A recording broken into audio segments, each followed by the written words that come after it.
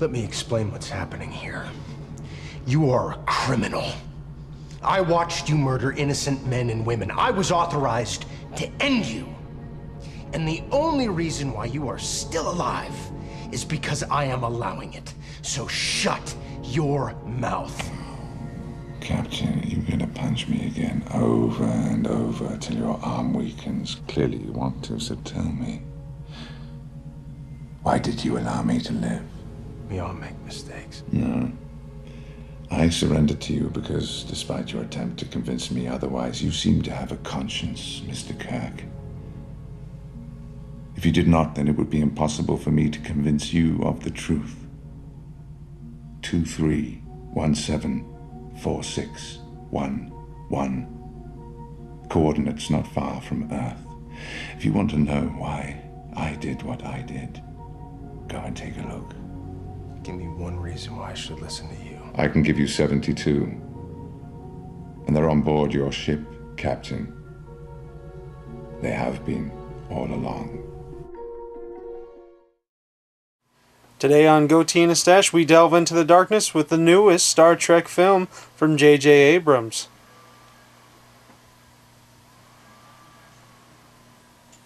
That is all. Why are you still looking at me?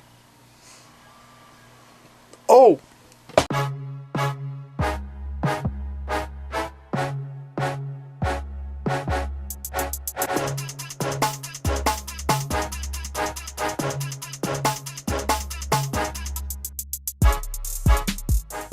Hello, boys and girls, and welcome to yet another installment of Movie Reviews with Goatee and a Stache.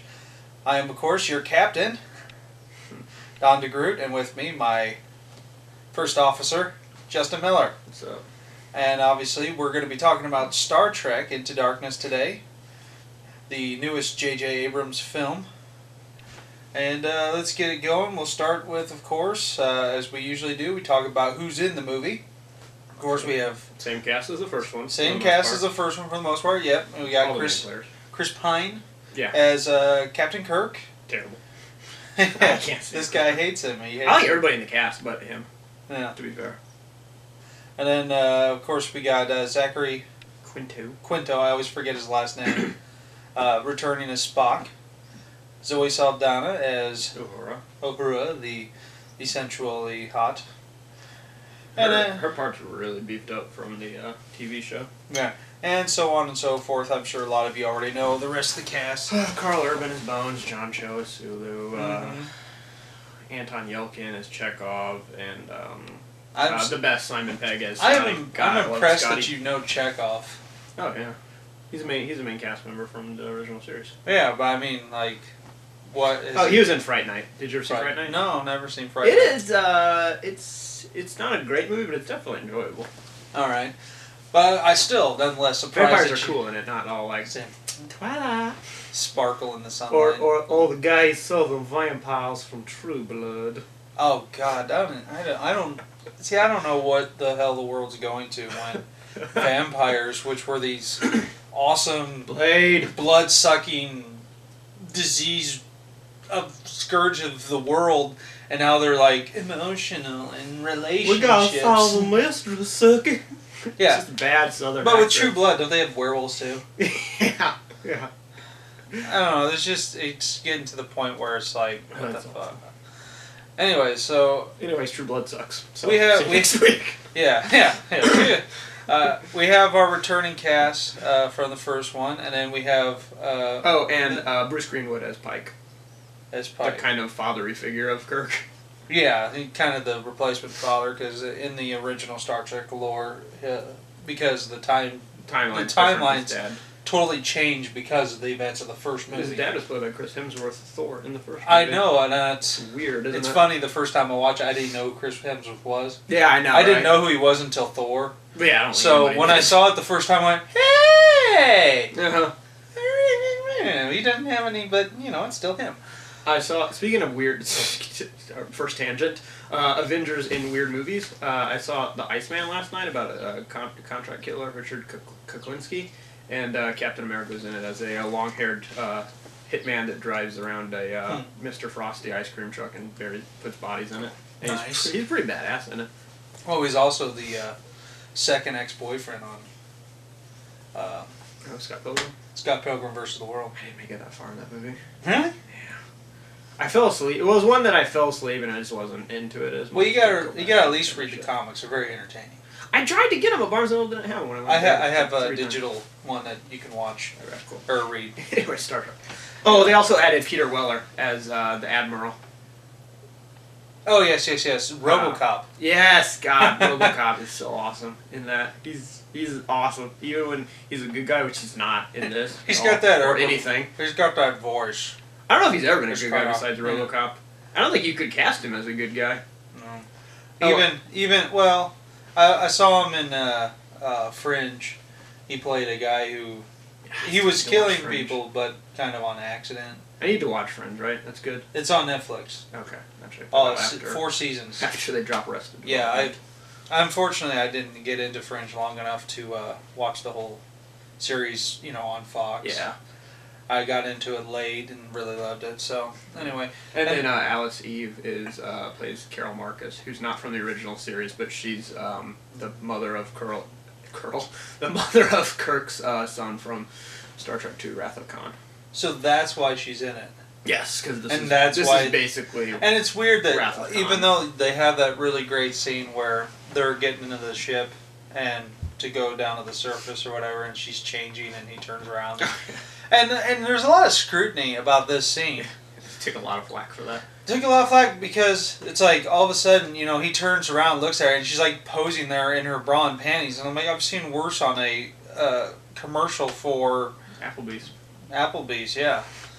No, Victoria's Secret, women strutting around their underwear for 2 minutes, 3 minutes straight. Well, like the first scene besides that little prologue is Kirk straight up having a three-way with Catwomen. Oh yeah, that was not people weird. Dressed as Catwomen, just like cat women. Oh yeah, they had tails and it looked like they had like gills too or something. Yeah, it was weird. Yeah, so it was definitely like I don't see the big deal about it. I mean, the woman's obviously an attractive woman. She has a great body, and they had the obligatory bra and panty shot in the first one with Zoe Saldana. Oh, yeah. Plus the green chick was in her underwear too. So I mean, I don't quite see the big deal. She wasn't naked. I think more people are just kind of like it was kind of awkward. Yeah, because she was like kind of. It was really like she was waiting for him to look so she could strike a pose. Yeah. Of you looking at my goodies. Why did she have a British accent and Peter Weller didn't? I don't know. Well, they she didn't have one in Wrath of Khan. They were in London. Oh yeah, that's right. Because the Starfleet archive. Starfleet. Man, I have a bad memory. Yeah. Well, the Starfleet. You're not a Trek guy. The Starfleet base, I think, is based right there. So he probably Peter Weller probably went there, probably married a British. There's a output there. The Starfleet Academy is in San Francisco. Really? Yeah. That's why they crashed in San Francisco. At the end. Oh, okay. And the archives were in London, and that's where she worked, I think. So maybe plus he worked there, I think. Yeah. So that there's Peter Weller's awesome. It doesn't have to make sense. And then Benedict Cumberbatch is Khan. Benedict Cumberbatch, yes.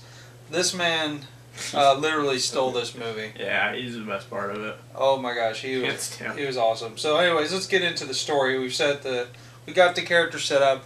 As far as the story is concerned, it starts off with them breaking the Prime Directive by saving Spock. Yeah, and from the trailers, you knew that was how they were going to open. I liked it with the people with the weird concrete face people. Yeah, chasing. And he's stuck in a volcano because he's trying to destroy the volcano, keep it from erupting and destroying the planet. Yeah. And when he thinks he's gonna die, he's just like, God, he looks like Spock, Space DJ. Yeah. So I don't know. Which would have been a great movie. Spock just traveling around space DJing. Yeah, the opening was fairly strong, I think, in this. Yeah. Because it sets the parameters of the relationship. Mm-hmm. I saw it on the giant screen theater down at the riverfront. The movie visually is very impressive. Nice. I actually went and saw it in 3D. Yeah, it was 3D there. Okay. Too. Yeah. It is one of those movies you just kind of have to watch in 3D. And it's post-converted to 3D, but it actually looks good. Whereas stuff like Clash of the Titans look like crap. This actually looks good.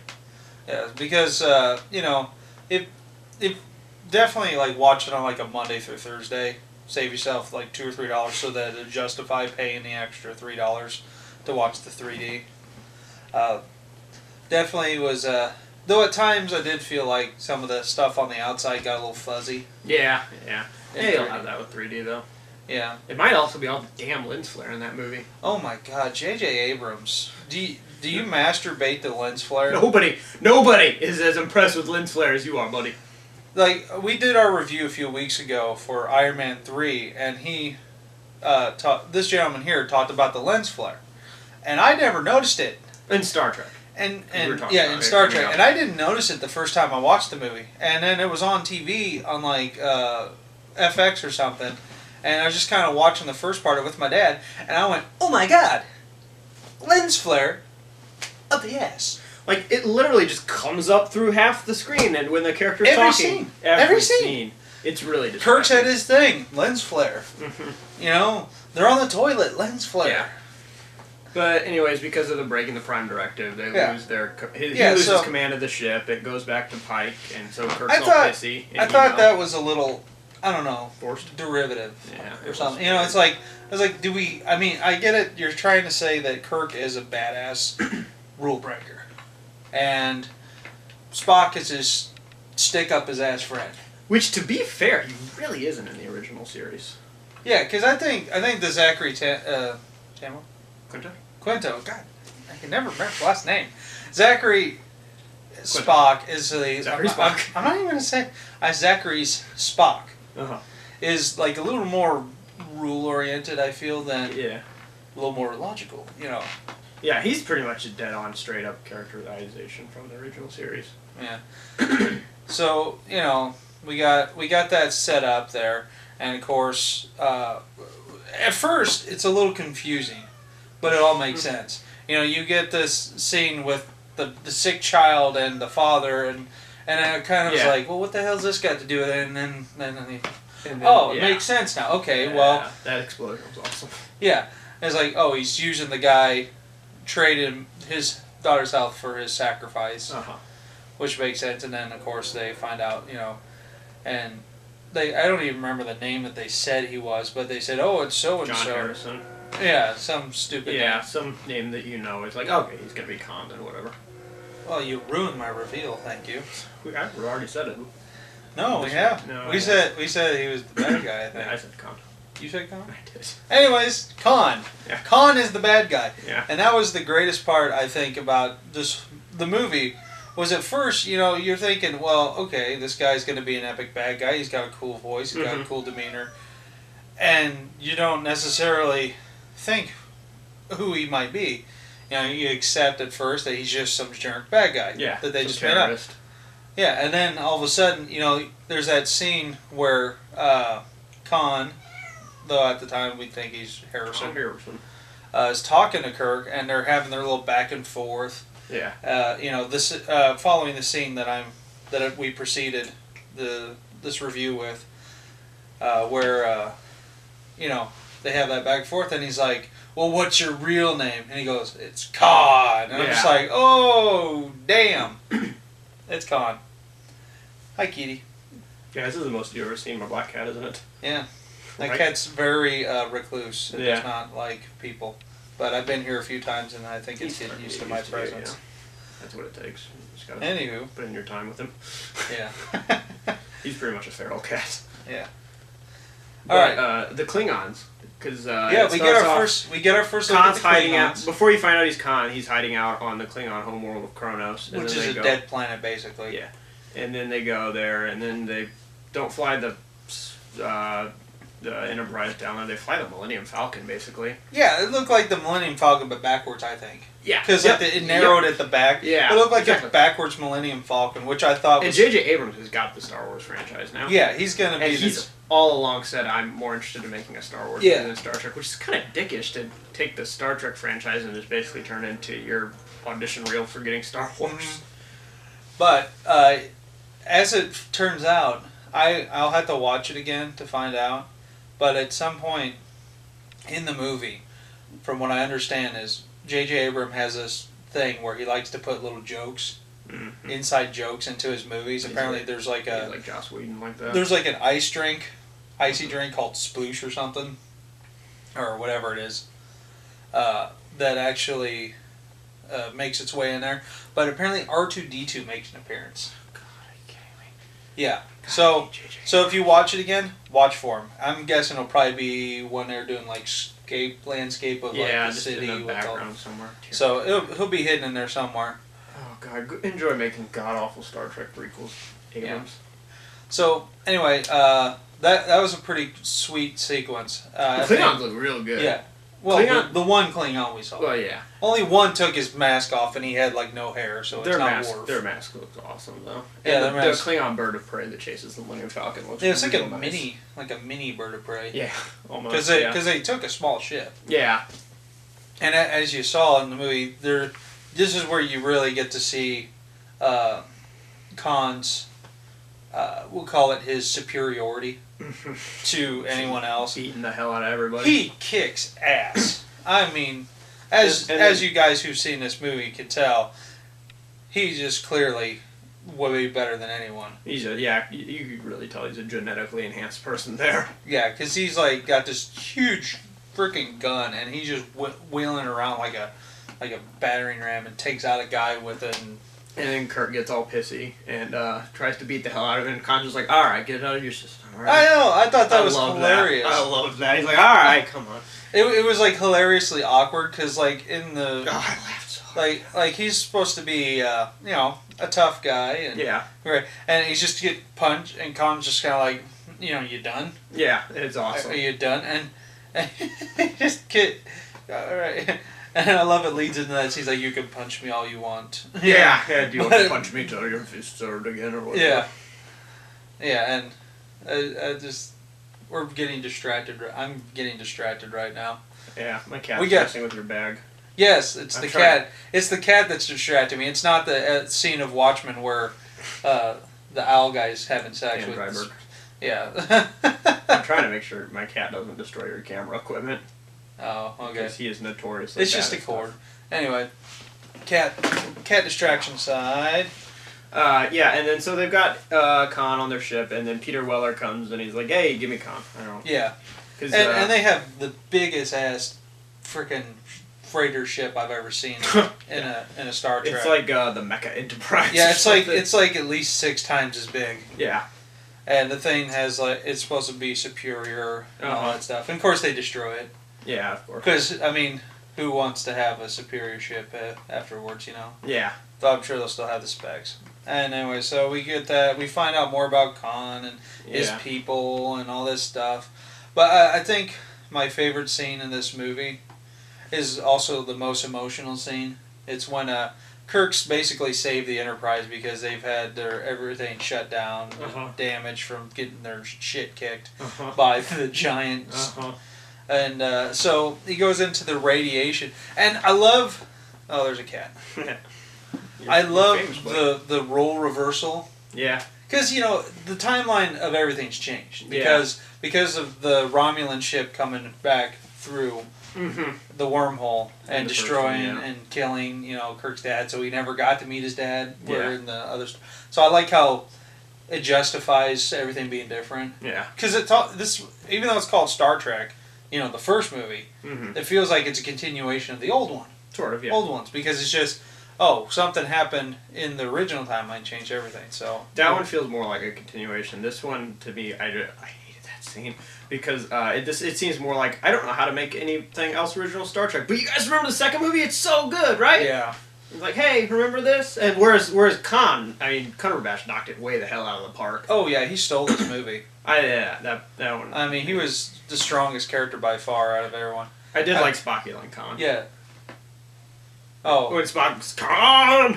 Yeah. Like that. Yeah, that's what I like about it. And then Nimoy comes back. It's so dumb that Nimoy... That made no sense. Yeah, basically they're like, oh, we get Khan. Let's find out what Leonard Nimoy thinks about it. And Leonard Nimoy is like, he's kind of a dick. Okay, now I don't remember... Might want to hang around and... Yeah, I barely remember the Star Trek movies. How did they beat Khan? Kirk blew up his ship in in an asteroid field in Wrath of Khan. I actually went to see the Riverfront replayed it the week before the new one came out. And I went and saw it again. So he asked him how he beat him. So clearly it had nothing to do with anything. No, it really didn't, because they began with a foot chase in this one, which is dumb as hell. Well, yeah, foot chase and Spock beat the shit out of him. Yeah. They beat the shit out of each other. It seemed like they wanted to do a foot chase at some point, but they really didn't know when to shoehorn it in, so they're just like, a foot chase, and catches them at the end. Yeah. And so, well, you may not like saying, I like the emotional part of that, because it makes sense. We'll say, if you watch Fringe, for example, it talks about the timeline of, like, any choice that you make, it splinter off and then change. Because there's 2 worlds in Fringe, and Dr. Manhattan talks about it in here. Yeah, and there's one world where the terrorists attack the Pentagon and the White House, and in ours they hit the towers. Yeah. So it kind of makes sense to where it would be similar but different. Oh, side note, if you think 9/11 was an inside job, you're an idiot. Please just go away. Yeah. So, even though you may change one thing, there's still going to be similarities. So it was like, it just got reversed. Yeah.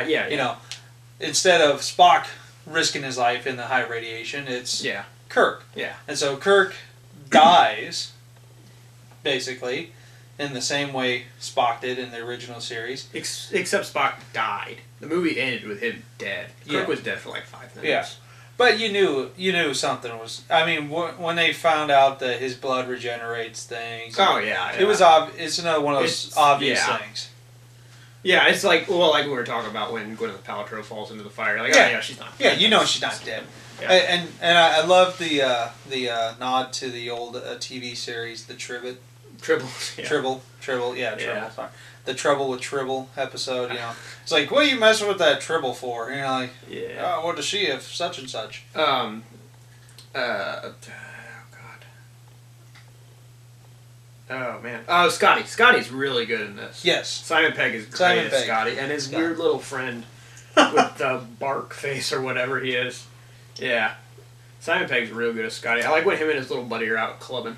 Because he resigns from the Enterprise because they're bringing aboard giant weapons. And he didn't get to inspect. Yeah, and he just doesn't want to be a part of that because he wants the Enterprise to continue to be an exploration thing. Yeah, he was a very good character in this one. And it's interesting seeing Simon Pegg. He actually gets to be a bit of an action star in it. Yeah, I know. And I love the scene where they're basically trying to make it to the core to get everything working again. And they're falling to the planet, basically, and they're just constantly, the artificial gravity's going out and stuff, and they're trying to keep it going. Space Titanic is what I called that scene. Yeah, Space Titanic.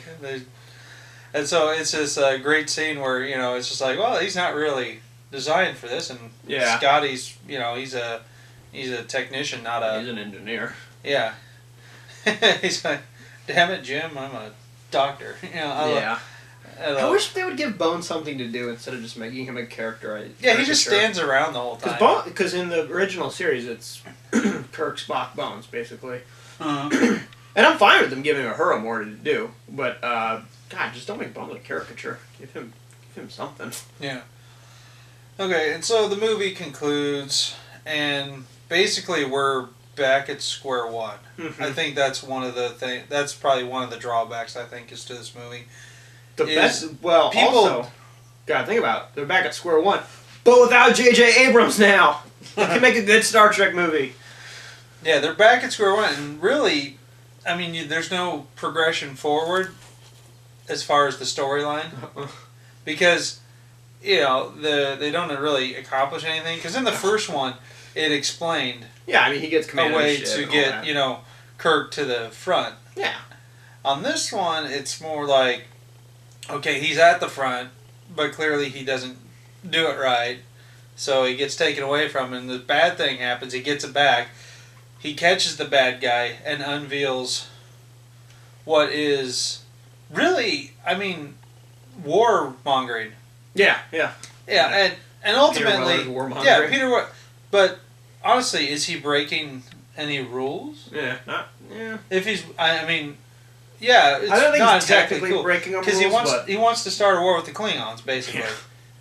And so he's like, I want my damn war, or whatever he says at the beginning before he sends them off on his mission. But does that make him evil? May make him misguided and stupid. I think the morality play is that he's keeping all the of Khan's crew members in the weapons. Hostage. Yeah, and Yeah. doing. I think that it's more. I don't think it's necessarily wrong. I think it's more that he's doing it in secret without telling anybody. And so you almost you sympathize with Khan's character too at the same time. Mm-hmm. Although I mean, do you really want what did he say? It was 47 missiles or something like that, or 74? 72. 72 more of Khans, people who are genetically superior. Yeah. So I think it was a good idea to go ahead and lock those people up for good. I like when he pops that dude's head. Oh God, Weller. Yeah. And head like thank you for not like showing any of that. Yeah, man, I wanted to see it. I didn't. I wanted to see some guy's head get caved in. Plus, I mean, the sound alone was like, oh God, and the fact that his daughter had to watch it happen. Yeah. Anyways, so he kicked her too. Oh yeah, he smashed her leg. Yeah, he did. Like just curb stomped her leg. I was just like, oh. Yeah. So clearly, our favorite characters, I think, between us was 1, Khan, 2, Spock, 3, Simon Pegg, Scotty. Yeah. And 4, Simon Pegg's little buddy. Yeah. And then somewhere in there you get Captain Kirk. Though I think he's pretty low for me. I just don't. The only thing I think he does a decent job of playing the Kirk character. He's so wooden. It's just that it's just he doesn't feel completely right. Or like Shatner owned that role. Yeah.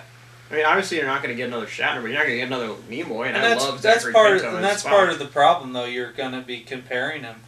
I mean, you can't not compare him. I mean, the only people who you can't not compare him to any of the original cast. Now, yeah, I like the only people who there. can get away with that are like kids who are watching for the first time. Yeah. We're not exactly old, but no. We at least grew up in a time when Star Trek was readily available for you to watch. They were still making Star Trek movies when we were kids. Yeah, so we could watch it still. Yeah. But it's still our characterization of original series was the original series. Kids' characterization now is these movies. Yeah. It's kind of sad.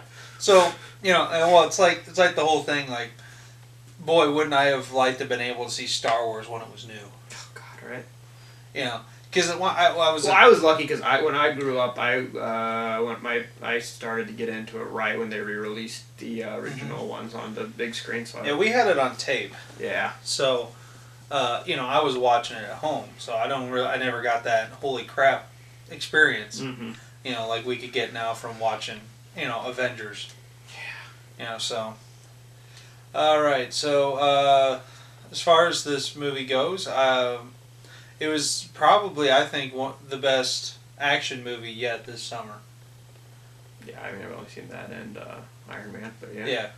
There's only been 2 or 3 right now, but yeah, definitely I think it's the best showing so far. And I'm sure it's better than Fast 6. Oh, I'm sure it will. And as far as strong cast of... shaky plot at times. Yeah, a little bit. It really breaks down at times. But overall, it's fine. Serviceable plot, I think. Special effects are amazing. Yeah, I definitely. Yeah, I mean, if you forget about the lens flare problem. If you forget about the lens flare, the special effects are real good. Yeah. So, anyways, so we got decent plot, great characters in Khan.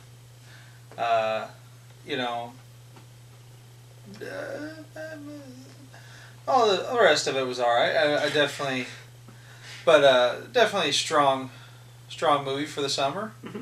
Definitely would consider watching it again if I didn't have anything else to do. Yeah. So let's give it our grades. I'd say B minus. B minus. Definitely gonna give it a strong 4 out of 5. Personal recommendation: The Iceman. It's Michael Shannon from Boardwalk Empire, and Take Shelter is the hitman Richard Kuklinski, and it's really good. Strong. I saw that last night. It's only at Pekin for 3 times a day because it's a limited movie, but it was real good.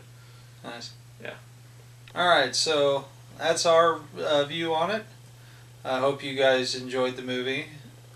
Feel free to comment if you wish, if you thought our point of view was a little skew. As far as Our next reviews, we're still debating on what it'll be if we're gonna see Fast 6. I still haven't seen Fast 5 or Fast and Furious. I don't think either of us can bring ourselves to give Ken Jeong money for Hangover 3, though.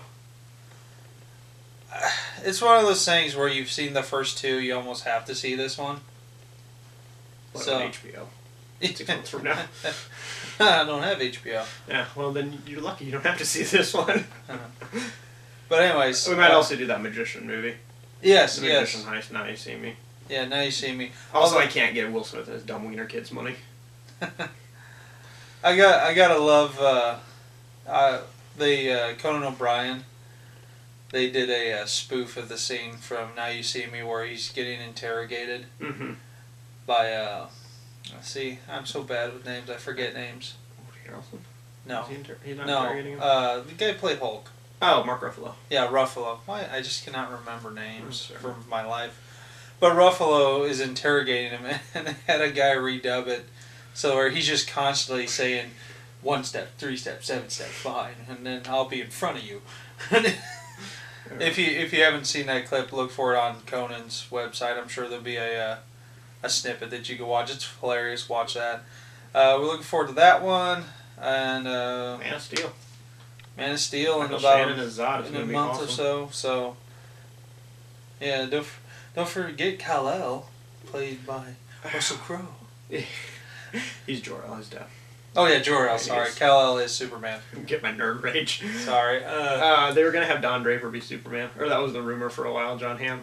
Yeah. That would have been sweet. Yeah. Turns out Jor-El. Jor-El. He's pregnant. Russell Crowe looks like he's pregnant with Superman in it. Yeah. Well, maybe that's how Kryptonians have babies to men. They're seahorses. Yeah. Anyway, thank you for joining us. Look for more videos in the future. And as always, have a great day. Yeah, poop out a baby. Yeah. I think I put up the Spock sign and you did a gang symbol there. What side?